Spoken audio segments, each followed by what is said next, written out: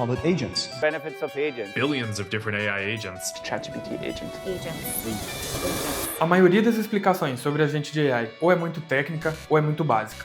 Esse vídeo é para você que não tem nenhum conhecimento técnico, mas usa ferramentas de AI no dia a dia e quer saber só o suficiente sobre agentes de AI para entender como isso afeta a sua vida. Nesse vídeo vamos seguir um caminho de aprendizado simples, seguindo conceitos que você já entende e já usa, como o ChatGPT. Depois por workflows de inteligência artificial, que é bem parecido com alguns vídeos que a gente já tem aqui no canal usando o N8N, e por fim, os agentes de AI. E tudo isso usando exemplos da vida real que você consegue usar no seu dia a dia. E eu vou te mostrar como esses termos técnicos sobre agente de AI que você vê por aí é muito mais simples do que você pensa. E vamos começar com o nível 1, as famosas LLMs, ou Large Language Models.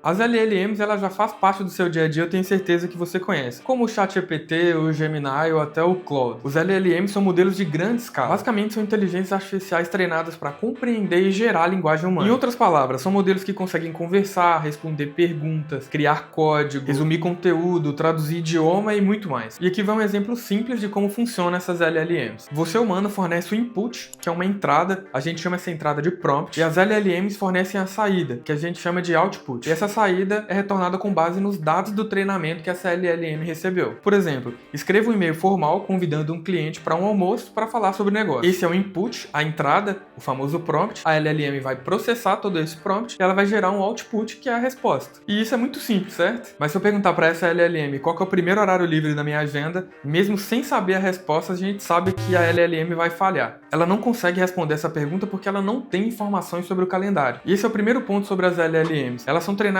com muitos dados, mas ela é limitada com base nos dados que foi usado no treinamento dela. Então ela não tem acesso ao meu calendário, por exemplo. E o ponto 2 é que as LLMs são passivas. Elas esperam o prompt acontecer para só assim gerar o output. O que leva a gente para o nível 2. O workflow é um fluxo de trabalho automatizado, principalmente com essas LLMs. E ela é usada para executar uma ou mais tarefas de ponta a ponta, que eu defino, o humano. Então vamos voltar lá no exemplo que deu errado na LLM. Mas com uma diferença. Eu vou conectar a minha LLM com uma ferramenta, que é o meu calendário. E eu vou dizer para ela que toda vez que eu perguntar sobre algum evento pessoal, ela vai acessar esse calendário para aí só depois me dar a resposta. E aí quando eu perguntar para ela qual que é o primeiro horário na minha agenda livre, ela vai pegar esse input, que é a minha entrada, vai processar esse input, vai procurar dados atualizados no meu calendário, vai processar esses dados que ela retirou do calendário e vai me retornar o output falando que é amanhã às 13 horas. Mas a gente consegue complicar para os workflows. Se a minha pergunta for, como vai estar o clima na minha reunião com o cliente X? De novo, a gente sabe que ela vai falhar, porque a gente não conectou ela a nenhuma ferramenta que lê o clima. E aqui vai o primeiro ponto sobre o workflow. Ele foi pré-programado apenas com o calendário, então ele não tem acesso ao clima. E essa é a característica principal do workflow. Ela só segue um fluxo pré-definido que o humano definiu para ela. Eu até posso adicionar mais uma ferramenta nesse workflow para acessar o clima, e aí ele consegue me gerar a resposta que vai ser amanhã às 13 que o clima vai estar ensolarado. Então não importa quantas etapas eu adicione nesse workflow, ele vai continuar sendo um workflow. Pode ser centenas, milhares ou até milhões de fluxos. O humano ainda continuaria sendo o tomador de decisão desse fluxo e ela não teria um agente de AI. O que leva a gente para o nível 3, que são os agentes de AI.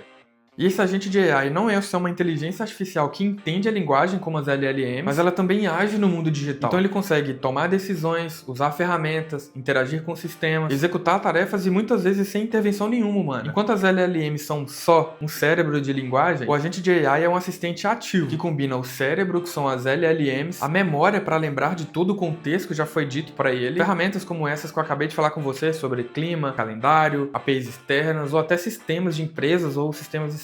E um workflow que organiza todas essas informações. E aqui vai a frase mais importante desse vídeo. A mudança mais importante que precisa acontecer para um workflow se transformar num AI agent é eu, o humano, ser substituído por uma LLM. Em outras palavras, esse agente precisa identificar qual é a melhor forma de fazer esse workflow funcionar. Vamos supor aqui um chatbot que responde seus clientes lá no WhatsApp. Ele pode pensar, qual é a melhor maneira de eu abordar esse cliente com base em todos esses dados fornecidos que eu tenho? Ele pode até se perguntar se esse contato ele é relevante para a campanha, se esse realmente é um cliente em potencial. Ele pode até escolher em não enviar essa mensagem. Ou até acessar ferramentas como Google Maps API, por exemplo, para trazer dados recentes sobre aquele cliente. Ajustar o tom da mensagem com base no histórico de mensagens que ele já trocou com a pessoa, talvez ser mais formal ou menos formal, falar ou não gírias. E a gente pode fornecer para ele uma outra ferramenta que é uma outra LLM para poder ajudar ele nas tarefas. Por exemplo, eu posso ter um bot que critica todas as respostas dele. Então, antes do agente de AI responder pra gente, devolver pra gente nosso output ou executar qualquer uma ação, ele pode tomar uma decisão com base no que uma outra LLM responder para ele. Esse é um exemplo simples, mas provavelmente você já conversou com esse tipo de agente aí no seu WhatsApp quando você entrou em contato com alguma loja. Porque é muito comum as lojas terem isso. Inclusive no canal também já tem vídeo sobre como criar um chatbot. E eu vou te dar outro exemplo muito prático sobre um agente. Dessa vez, primeiro sem a inteligência artificial, depois com a inteligência artificial. Sabe esses robôs aspiradores que a gente vê por aí limpando a casa? Boa parte desses robôs tem um sistema muito complexo vinculado a ele que consegue mapear a sua casa. Ele consegue identificar ali o ambiente onde ele está. Então ele tem sensores que percebem obstáculos, percebe sujeira, percebe paredes, percebe entradas. Ele tem ferramentas que fazem ele se mover, que faz limpar, aspirar ou até voltar para poder carregar na base dele. E ele tem um objetivo pré-traçado, que é uma meta que ele tem que seguir, que é limpar o ambiente. E a gente chama isso de agente reativo, que ele é ativado quando ele precisa limpar o ambiente. Mas isso não impede a gente de fazer ele se tornar um agente de AI. Então se a gente colocar uma LLM para controlar todas essas ferramentas que eu acabei de falar, sensores, limpadores, voltar para a base, enfim, todas essas informações, ele se torna um agente de AI. E aí esse agente pode tomar decisões muito mais avançadas,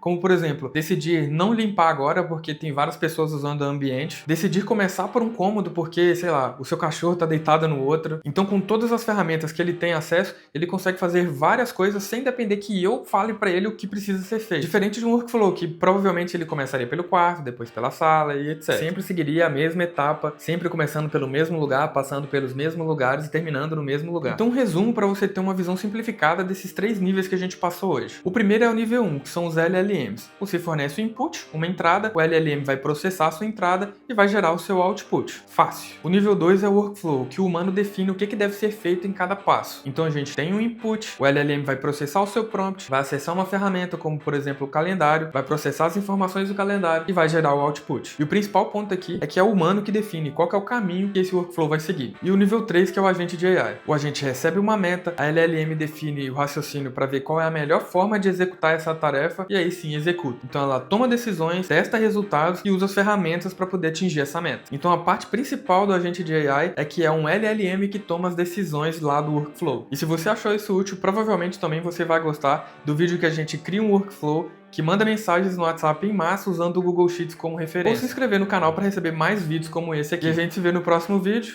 Valeu e até mais!